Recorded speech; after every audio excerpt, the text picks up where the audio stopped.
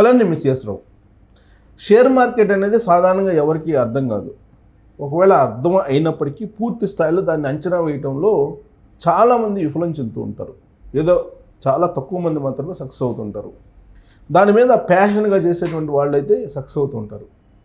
కానీ కొంతమంది సలహాలు ఇస్తూ వాళ్ళ సలహాలు తీసుకుంటూ డీమ్యాట్ అకౌంట్ని యాక్టివేట్ చేసి షేర్లలో పెట్టుబడులు పెట్టేటువంటి వాళ్ళు ఉన్నారు. షేర్ మార్కెట్లో పెట్టుబడులు పెట్టేటువంటి వాళ్ళు ఉన్నారు. వాళ్ళు ఇప్పుడు జాగ్రత్తగా ఉండాల్సినటువంటి పరిస్థితి. ఎందుకంటే ఒకప్పుడు హర్షద్ మెహతా స్టాక్ మార్కెట్ని ఎలా కుప్పకూల్చడం మనం విన్నాం.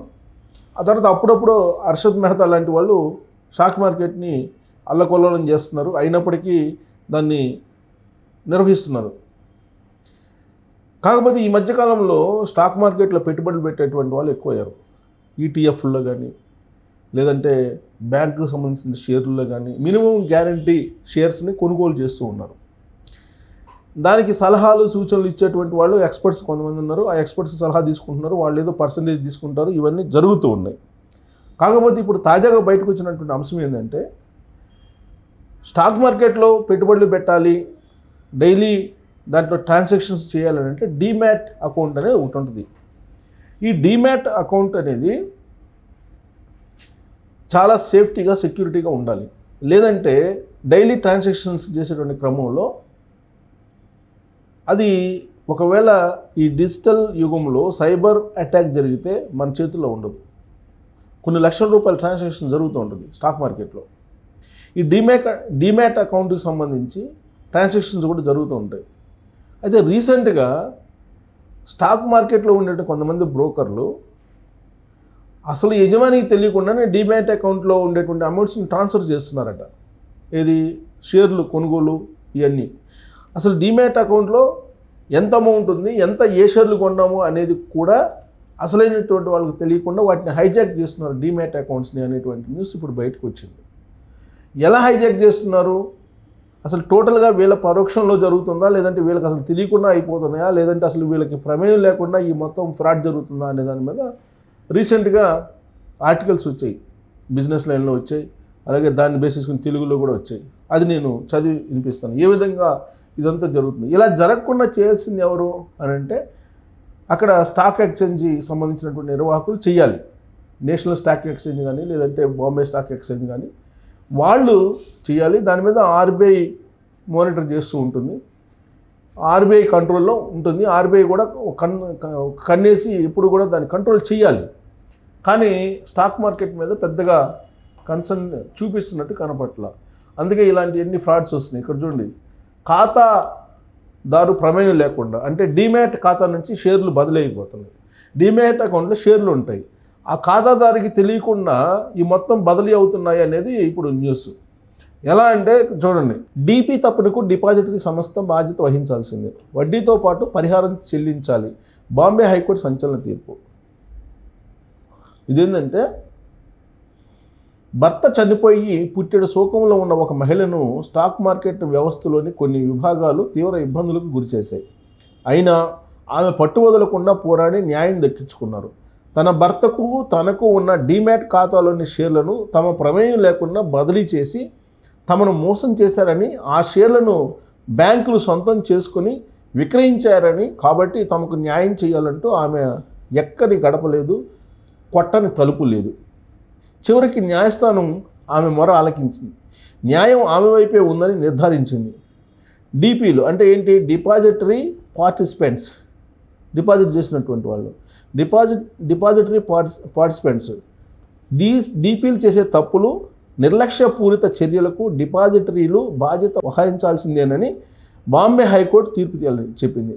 ఆమెకు చెందాల్సిన షేర్ల విలువ 86 లక్షలను 9% వడ్డీతో కలిపి చెల్లించాలని ఆదేశించింది. ఇది డీమ్యాట్ తెలియకుండా వెళ్ళిపోయినాయి డీమ్యాట్ అకౌంట్లో నుంచి. ఇలాంటి ఉదంతాలు, దీనికి సంబంధించిన పూర్వపరాలు ఏంటంటే ముంబైకి చెందిన దక్ష నరేంద్ర భవసార్ 2018లో BRH వెల్త్ క్రియేటర్స్ అనే డిపాజిటరీ సేవల సంస్థ వద్ద డీమ్యాట్ ఖాతా తెరిచారు. CDSL అంటే సెంట్రల్ డిపాజిటరీ సర్వీస్ లిమిటెడ్కు ఈ సంస్థ డిపాజిటరీ పార్టిసిపెంట్గా సేవలు అందిస్తుంది. ఆ డీమ్యాట్ ఖాతాలో తాము కొనుగోలు చేసిన షేర్లను భద్రపరుచుకున్నారు. తర్వాత ఆమె భర్త కాలం చేశారు. ఖాతా తెరిచే సమయంలోనే తన భర్తతో కలిసి ఆమె ఆ ఖాతాలోని షేర్ల లావాదేవీలకు సంబంధించిన పవర్ ఆఫ్ అటార్నీ మీద సంతకాలు చేశారు. దాన్ని ఆధారంగా చేసుకొని బిఆర్హెచ్ వెల్త్ ఆ ఖాతాలోని షేర్లను తన సొంత ట్రేడింగ్ మెంబర్ ఖాతాలకు బదిలీ చేసింది.